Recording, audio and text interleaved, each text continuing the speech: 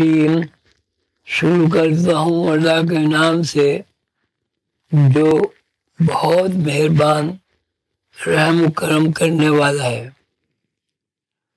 سب تعریفیں اللہ کے لیے ہیں جو عالمین کے رب ہیں. عالمین کے رب سے مراد یہ ہے کہ ایک عالم نہیں ہے. کہ ہماری دنیا جو ہے یہ ایک عالمین میں سے ایک یونٹ ہے، ایک حصہ ہے. اور ہر عالم میں مخلوق جو آباد ہے.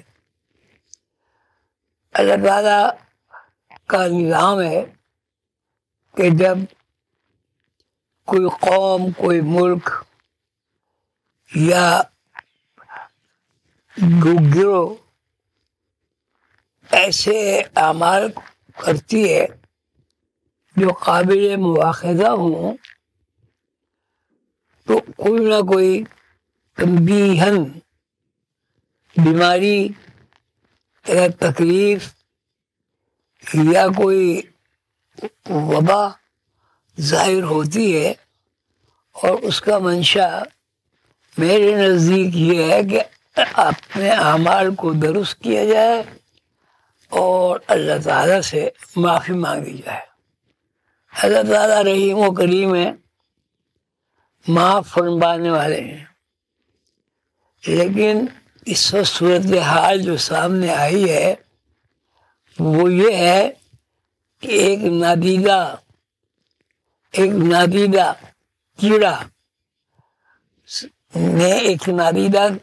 کیڑے نے ساری دنیا کو پریشان کیا ہوا ہے.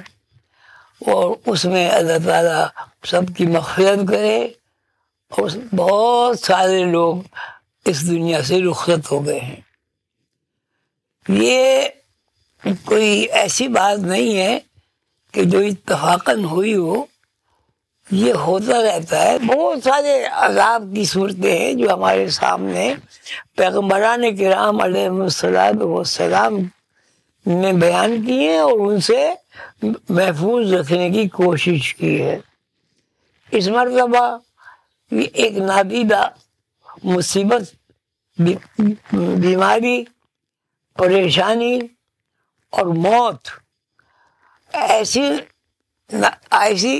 سامنے آئی ہے جس نے ساری دنیا کو اپنی لپیٹ میں لے لیا. اس کی ابھی تک کوئی ایسی دوا ایجاد نہیں ہوئی جس کو ہم یہ کہیں 100% وہ آرام طلب ہے. پہلے زمانے میں بھی سب کچھ ہوتا تھا، لیکن آپ کو یاد ہوگا کہ ہمارے بزرگ نہا کے دھو کے اچھے کپڑے پہن کے جنگل میں جاتے تھے، وہاں جا کے عبادت کرتے تھے اور اللہ سے رو کر گڑ گڑا کر دعا کرتے تھے اور وہ عذاب جو ہے ٹل جاتا تھا. خشک سالی کے زمانے میں میں بھی اسی طرح ایک اس میں اجتماع میں حاضر ہوا تھا. تو ہم نے وہاں نماز پڑھی. نماز پڑھنے کا مطلب یہ کہ اللہ کی طرف ہم نے رجوع کیا. اور جب ہم آخری سجدے میں تھے تو ہمیں ٹھنڈی ہوا کا جھونکا آیا. اور نماز پڑھنے کے بعد جب دعا مانگی گئی تو اس میں بہت سارے لوگ جو ہے وہ رو رہے تھے، آنسو بہہ رہے تھے. تو ایک بادل گرجا اور گرج کے ساتھ ہی ساتھ بوندا باندی شروع ہو گئی، جیسے کسی نے ایک بجلے کے اوپر گلاب چھڑک دیا ہو یا کیوڑا چھڑک دیا ہو.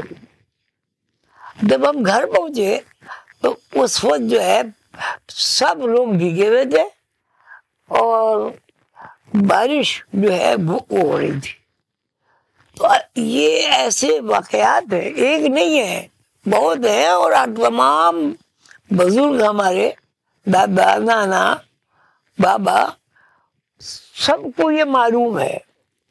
تو اس حساب سے، جس حساب سے یہ کرونا جو پھیلا ہے اس میں عذاب کی شکل نظر آتی ہے. اللہ تعالیٰ ہم سب کو اپنے حفظ و ایمان میں رکھے. تو اس بلا کے نازل ہونے سے، اس بیماری کے نازل ہونے سے تمام دنیا کا نظام الٹ پلٹ ہو گیا. ہم نے بھی یہ عرس کا پروگرام اس طرح قائم رکھا کہ اپنے اپنے گھروں میں لوگ اس کا اہتمام کریں. حضور قمر بابا اولیاء رحمۃ اللہ علیہ اللہ کے دوست ہیں اور صاحب حکمت ہیں. ان کا عرس ہم ہر سال اس لیے مناتے ہیں کہ ان کی تعلیمات کو عام کریں. دنیا بھر سے لوگ تشریف لاتے ہیں، پھر وہ پروگرام بھی ساری دنیا میں سنا جاتا ہے. اس مرتبہ اپنے گناہوں کی وجہ سے، لاپرواہی کی وجہ سے، دشمنیوں کی وجہ سے اور شریعت کے خلاف اعمال کی وجہ سے یہ مصیبت نازل ہوئی.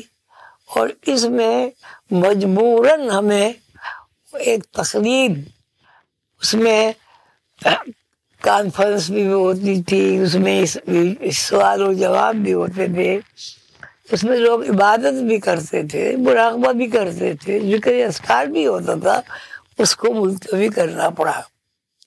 اللہ تعالیٰ ہم سب کو اپنے حفظ و امان میں رکھے. اور ہمارے جو بزرگ ہیں انہوں نے جو پروگرام ہمیں بتایا اس پر عمل کرنا چاہیے تاکہ ہم اس مصیبت اور پریشانی سے محفوظ رہیں. دوسری بات یہ عرض کرنی ہے کہ یہ سالانہ جو عرس حضور قلندر بابا کا ہم کرتے ہیں اس میں علمی باتیں زیادہ ہوتی ہیں. یعنی غور و فکر ہوتا ہے، تدبر ہوتا ہے، ایک اس میں کیا کہتے ہیں رہنما بھی ہوتا ہے، باقی لوگ سنتے ہیں، پھر اس میں تبصرہ ہوتا ہے. اتنی اچھی مجلس جس میں اللہ رسول کے اور اللہ کے نظام کے بارے میں گفتگو ہوتی تھی وہ ملتوی ہوگی. اللہ تعالیٰ ہمیں سب کو اس بات کی توفیق دے کہ ہم وہ زندگی استعمال کریں جو حضور پاک صلی اللہ علیہ وسلم نے شریعت کے نام سے اور اخلاق کے نام سے جو ہمیں ہدایات عطا فرمائی، اور جو ہمارے بزرگ استعمال جب کرتے تھے تو مسلمانوں کا حال یہ تھا کہ ساری دنیا میں تقریباً ان کی حکومت قائم ہو گئی تھی. تو اس مرتبہ بھائی عرس کی تقریبات سب لوگ اپنے اپنے گھروں میں کر رہے ہیں، اثار ثواب کریں اور خاص طور سے اس بات کا اہتمام کریں گداز دل کے ساتھ اللہ تعالیٰ کے حضور ہاتھ پھیلائیں اور دعا کریں کہ اللہ تعالیٰ ہمیں اس قسم کی مصیبتوں سے ہمیشہ ہمیشہ کے لیے محفوظ رکھے اور ہمیں توفیق دے.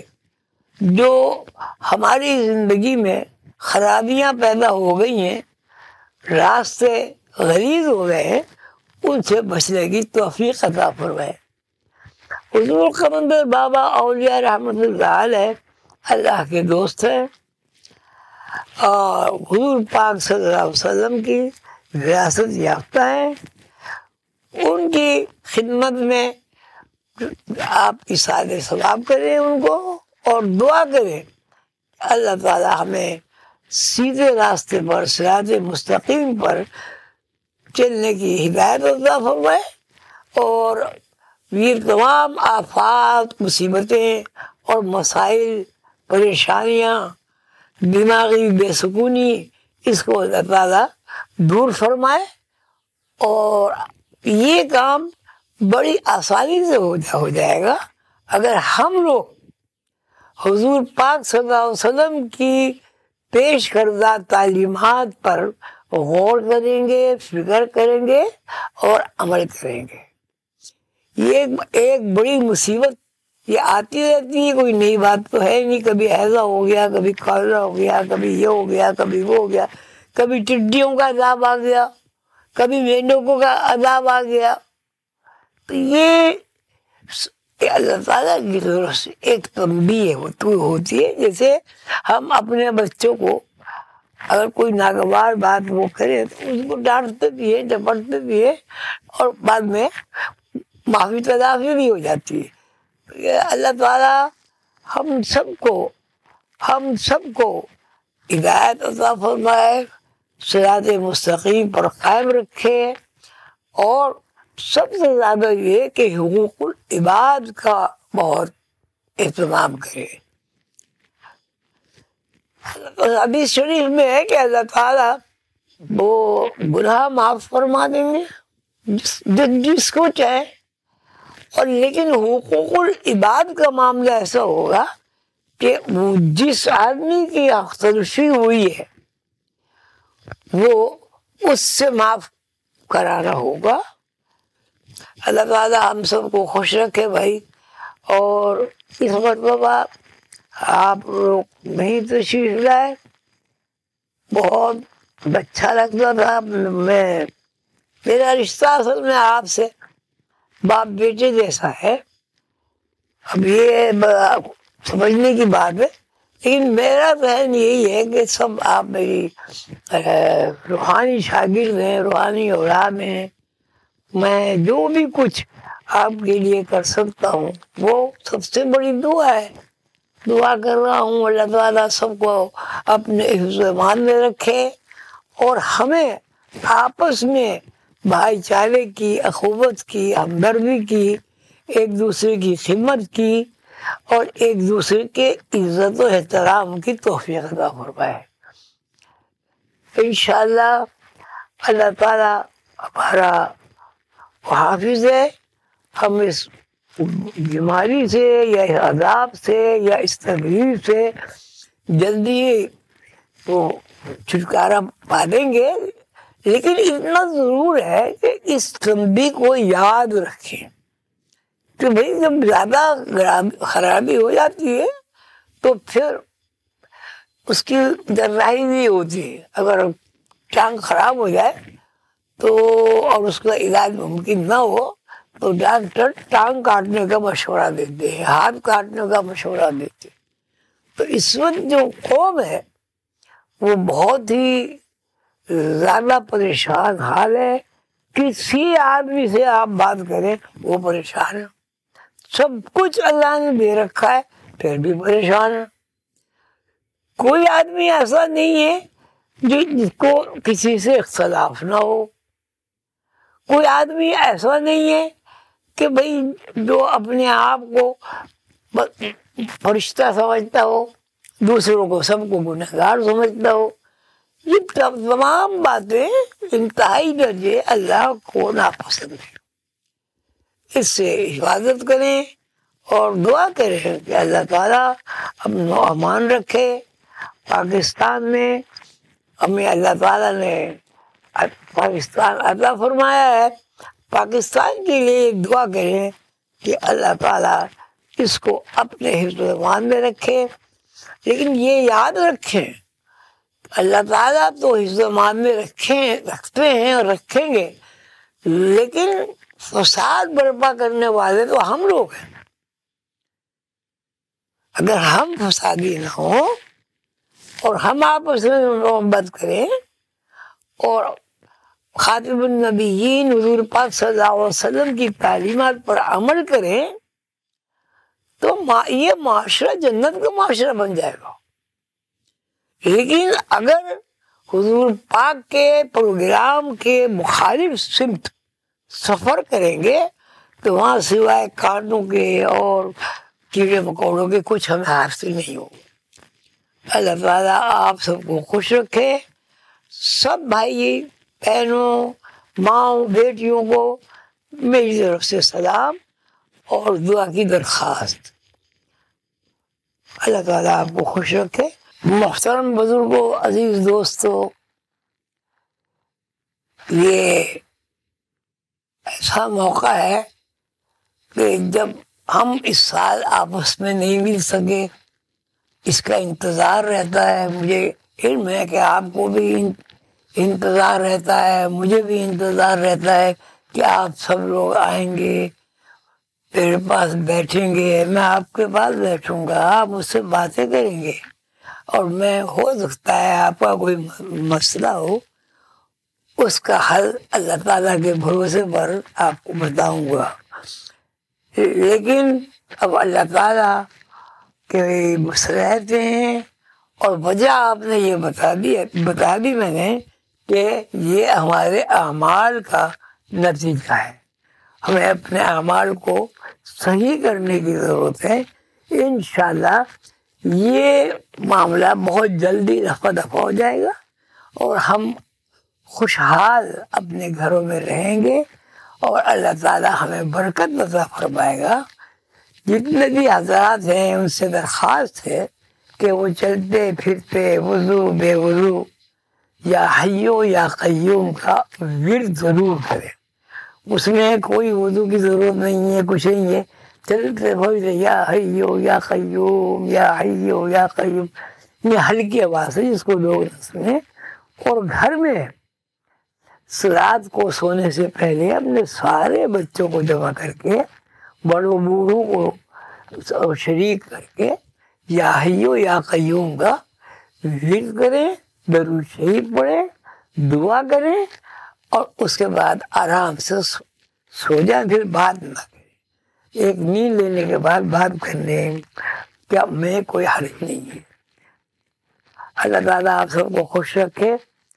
اب آپ دعا سنیں گے وقار صاحب سے کہ یہ بیمار ہو گئے تھے، اور اللہ تعالیٰ کا فضل ہوا کہ اپنا اب چلنے پھرنے کے قابل ہو گئے، لیکن ابھی کمزور ہیں۔